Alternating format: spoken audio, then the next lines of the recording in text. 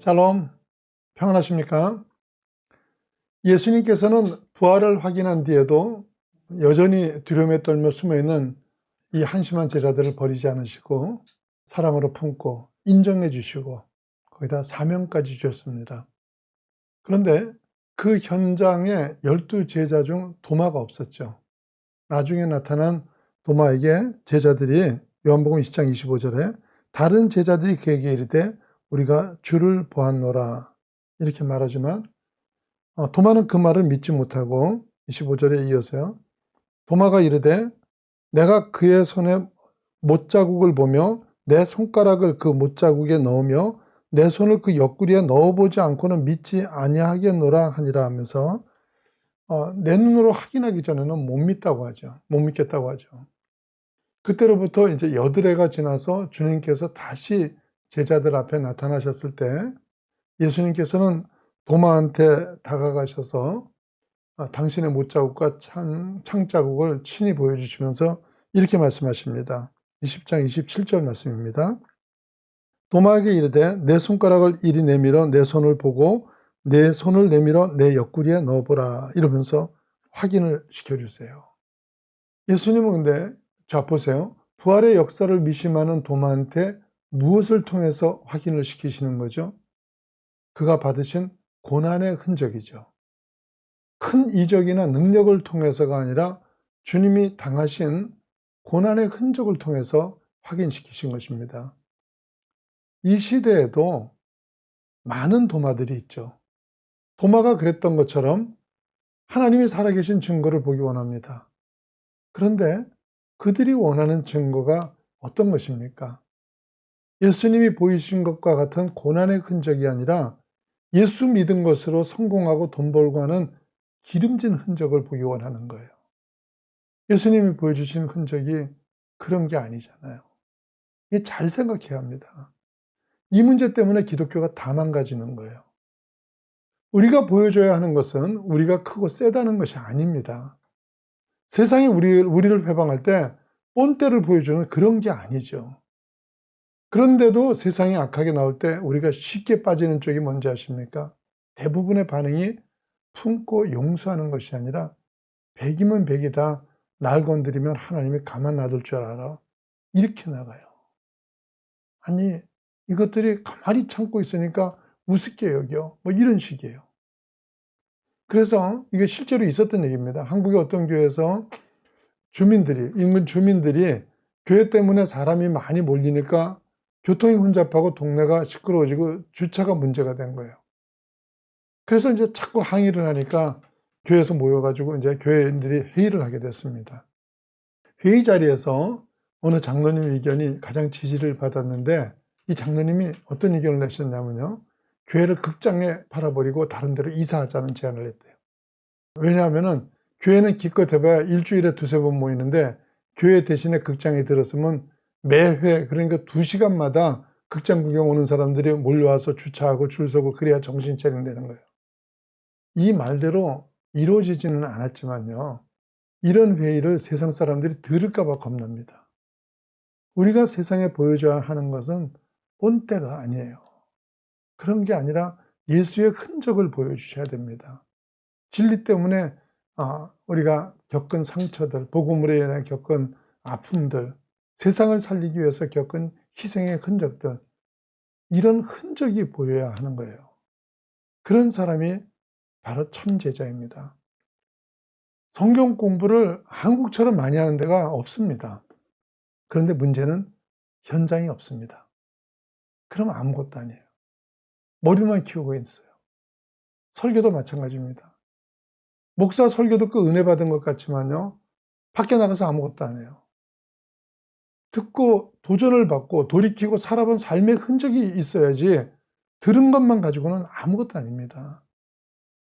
듣고 배우기만 하는 것은 제자가 아니라 학생입니다.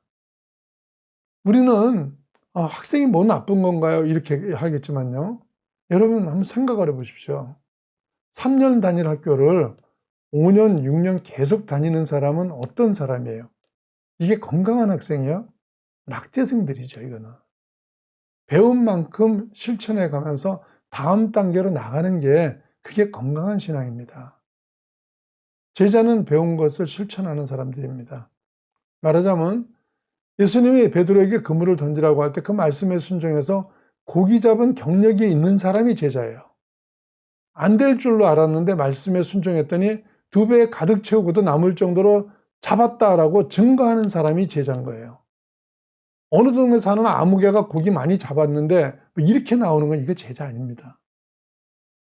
제자는 반드시 믿음을 적용하고 그것으로 인한 증거들이 있는 사람이어야 되는 거예요.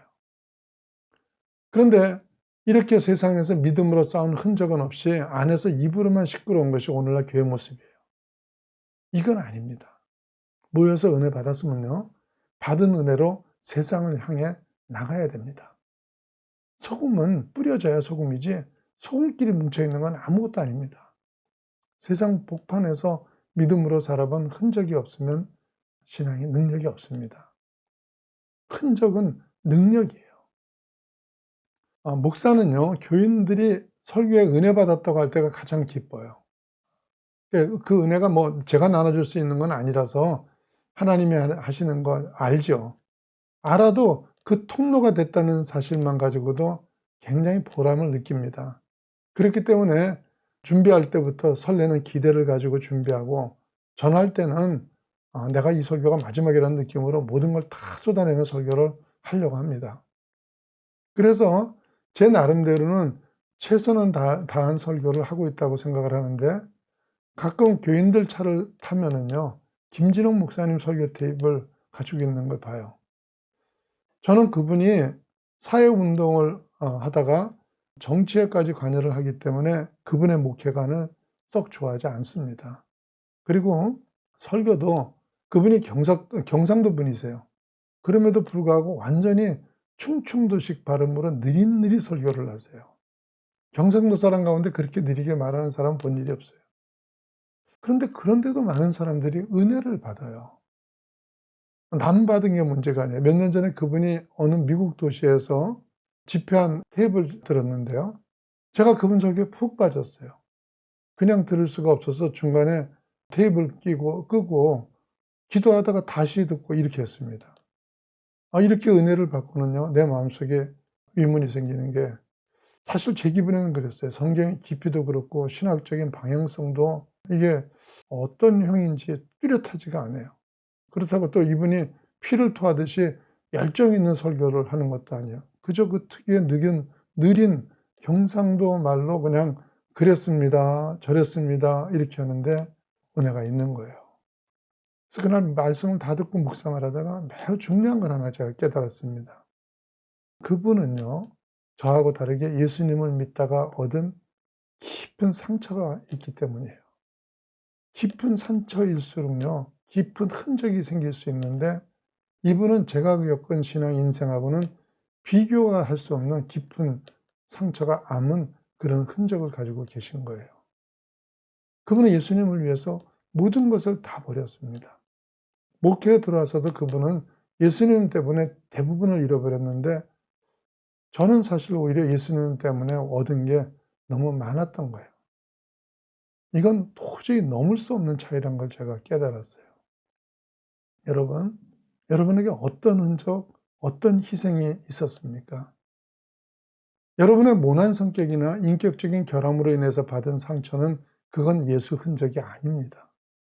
예수 믿는 것으로 인해서 잃은 사람이나 또 가족이 있습니까? 이웃이나 형제들에게 신앙적인 유익을 주기 위해서 얻은 그런 상처나 아픔이 있습니까? 하나님 믿는 것으로 인해서 포기한 물질이 있습니까? 이렇게 하나님 앞에 자신을 희생시키며 흔적 있는 삶을 사는 사람은 하나님이 결코 멸시하지 않으십니다. 갈라디아서 6장 17절 말씀 보십시오.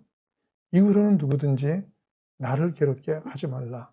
내가 내 몸에 예수의 흔적을 지니고 있노라. 그래서 말씀대로 사시고요, 그래서 얻은 증거와 흔적으로 인해서 당당함을 가지는 주님의 귀한 자녀들이 되시기를 예수님 이름으로 축원합니다.